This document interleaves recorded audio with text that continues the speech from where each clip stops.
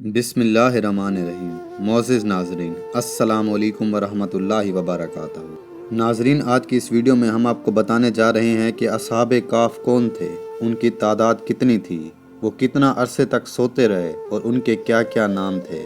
ناظرین، حضرت عیسیٰ علیہ السلام کے آسمان پر اٹھا لیے جانے کے بعد عیسائیوں کے حالات بہت برے اور ابتر ہو گئے۔ وہ خود بت پرستی کرنے لگے اور دوسروں کو بھی بت پرستی پر مجبور کرنے لگے، خصوصاً ان کا ایک بادشاہ جس کا نام تقیہ انوس تھا۔ وہ اس قدر ظالم تھا کہ جو شخص بت پرستی سے انکار کرتا تو وہ اسے قتل کر ڈالتا تھا۔ اصحاب کہف شہر افسوس کے رہنے والے تھے اور بادشاہ کے خاص درباری بھی تھے، مگر یہ بت پرستی سے انتہائی بیزار تھے اور صاحب ایمان تھے۔ بادشاہ تقیہ انوس کے ظلم اور جبر سے پریشان ہو کر یہ لوگ اپنا ایمان بچانے کے لیے اس کے دربار سے بھاگ نکلے اور شہر سے دور ایک غار میں پناہ گزیر ہو گئے اور وہاں سو گئے اور 300 سال تک وہاں سوتے رہے۔ تقیہ انوس نے جب ان لوگوں کو تلاش کرنے کا حکم دیا تو اسے معلوم ہوا کہ یہ لوگ غار کے اندر موجود ہیں، تو وہ بے حد ناراض ہوا اور غصے میں آگ بگولا ہوتے ہوئے یہ حکم دیا کہ غار کو ایک مضبوط دیوار بنا کر بند کر دیا جائے تاکہ یہ لوگ وہیں رہ جائیں اور وہ غار ان کی قبریں بن جائیں۔ مگر تقیہ انوس نے یہ کام جس شخص کے ذمہ لگایا وہ انتہائی نیک دل اور صاحب ایمان تھا۔ اس نے اصحاب کہف کے نام، تعداد اور پورا واقعہ ایک تختی پر لکھ کر ایک صندوق میں بند کر دیا اور دیوار کی بنیاد میں رکھ دیا۔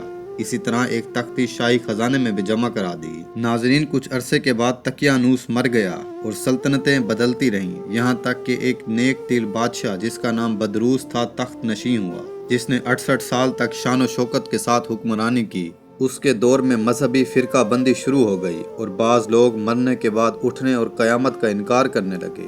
قوم کا یہ حال دیکھ کر بادشاہ رنج و غم میں ڈوب گیا اور وہ تنہائی میں ایک مکان میں بند ہو کر خدا تعالیٰ سے رو رو کر دعائیں مانگنے لگا کہ یا اللہ، کوئی ایسی نشانی ظاہر فرما دے کہ لوگوں کو مرنے کے بعد اٹھنے اور دوبارہ زندہ ہونے کا یقین ہو جائے۔ اللہ تعالیٰ نے اس کی یہ دعا قبول کر لی۔ اچانک بکریوں کے ایک چرواہا نے اپنی بکریوں کو ٹھہرانے کے لیے اس غار کا منہ کھول دیا۔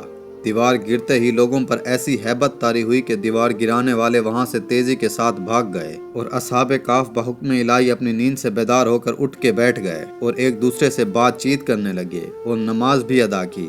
ناظرین، جب ان لوگوں کو بھوک لگی تو انہوں نے اپنے ایک ساتھی یملیغا سے کہا کہ تم بازار جا کے کچھ کھانے کے لیے لے آؤ اور خاموشی سے یہ بھی معلوم کرو کہ تقیہ انوس ہمارے بارے میں کیا ارادہ رکھتا ہے۔ یملیغا غار سے باہر نکل کر بازار گئے تو یہ دیکھ کر حیران رہ گئے کہ شہر میں ہر طرف اسلام کا چرچا ہے اور لوگ حضرت عیسیٰ علیہ السلام کا کلمہ پڑھ رہے ہیں۔ یملیغا یہ منظر دیکھ کر حیران رہ گئے کہ آخر یہ ماجرا کیا ہے۔ اس شہر میں تو اللہ تعالیٰ کا نام لینا تک جرم تھا اور آج یہ انقلاب کیسے آ گیا۔ اور پھر ایک نان بائی کی دکان پر کھانا لینے گئے اور تقیہ انوسی زمانے کا ایک سکہ دکاندار کو دیا جس کا چلن بند ہو چکا تھا اور کوئی بھی شخص اس سکے کو پہچاننے والا نہیں تھا۔ دکاندار کو شک ہوا کہ شاید اس شخص کو کوئی پرانا خزانہ مل گیا ہے، چنانچہ دکاندار نے انہیں حکام کے سپرد کر دیا اور حکام نے ان سے خزانے کے بارے میں پوچھ گچھ شروع کر دی اور کہا خزانہ کہاں ہے؟ یملیغا نے کہا کوئی خزانہ نہیں، یہ ہمارا ہی روپیہ ہے۔ حکام نے کہا ہم کس طرح مان لے یہ روپیہ تمہارا ہے؟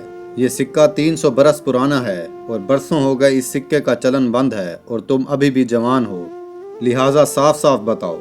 یملیغا نے کہا تم یہ بتاؤ کہ تقیہ انوس کا کیا حال ہے؟ حکام نے کہا آج روئے زمین پر اس نام کا کوئی شخص نہیں، ہاں سینکڑوں سال گزرے اس نام کا ایک بے ایمان بادشاہ گزرا ہے جو بہت بت پرست تھا۔ یملیغا نے کہا ابھی کل ہی تو ہم اس کے خوف سے اپنی جان اور ایمان کو بچا کر بھاگے ہیں۔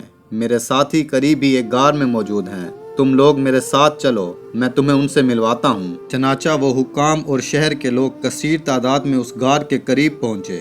وہاں غار میں اصحاب کہف یملیغا کے انتظار میں تھے۔ جب ان کی واپسی میں دیر ہوئی تو ان لوگوں نے خیال کر لیا کہ شاید یملیغا گرفتار ہو گئے، اور جب لوگوں کا شور غار کے قریب سنا تو سمجھ بیٹھے تھے غالباً تقیہ انوس کی فوج ہماری گرفتاری کے لیے آن پہنچی ہے۔ تو یہ لوگ انتہائی اخلاص کے ساتھ ذکر الہی اور توبہ میں مصروف ہو گئے۔ حکام نے غار پر پہنچ کر تانبے کا صندوق برآمد کیا اور اندر سے تختی نکال کر پڑھی تو اس پر اصحاب کہف کا نام لکھا تھا اور یہ بھی لکھا تھا کہ مومنوں کی یہ جماعت تقیہ انوس سے اپنا ایمان بچا کر اس غار میں پناہ گزیر ہوئی ہے۔ جب تقیہ انوس کو یہ خبر ملی تو اس نے اس غار کا منہ بند کرا دیا۔ ہم یہ حال اس لیے لکھتے ہیں کہ جب کبھی اس غار کا منہ کھولا جائے تو اصحاب کہف کے متعلق پتہ چل سکے۔ حکام تختی کی عبارت پڑھ کر حیران رہ گئے اور ان لوگوں نے اپنے بادشاہ بدروس کو اس کی اطلاع دی۔ بدروس بادشاہ فوراً اپنے ساتھیوں کے ہمراہ غار کے قریب پہنچا تو اصحاب کہف غار سے باہر نکلے اور ان سے بات چیت کی اور اپنا سارا واقعہ انہیں بیان کیا۔ بدروس بادشاہ نے سجدے میں گر کر اللہ تعالیٰ کا شکر ادا کیا کہ اللہ تعالیٰ نے میری دعا قبول کر لی اور ایسی نشانی ظاہر کر دی جس سے مر کر دوبارہ زندہ ہونے پر سب کو یقین ہو گیا۔ اصحاب کہف بادشاہ کو مبارکباد دینے لگے اور کہنے لگے کہ اب ہم تمہیں اللہ کے حوالے کرتے ہیں، اللہ تعالیٰ تمہاری بادشاہت قائم رکھے۔ اور پھر سلام لیا اور اصحاب کہف غار کے اندر چلے گئے اور سو گئے، اور اسی حالت میں اللہ تعالیٰ نے انہیں موت دے دی۔ بدروس بادشاہ نے ایک لکڑی کا صندوق بنوایا اور اصحاب کہف کی مقدس لاشوں کو اس میں رکھ دیا اور اس غار کے منہ پر ایک مسجد تعمیر کروا دی جو آج تک موجود ہے، اور یہ حکم دیا کہ ہر سال لوگ ایک مرتبہ اس مسجد میں زیارت کے لیے آیا کریں۔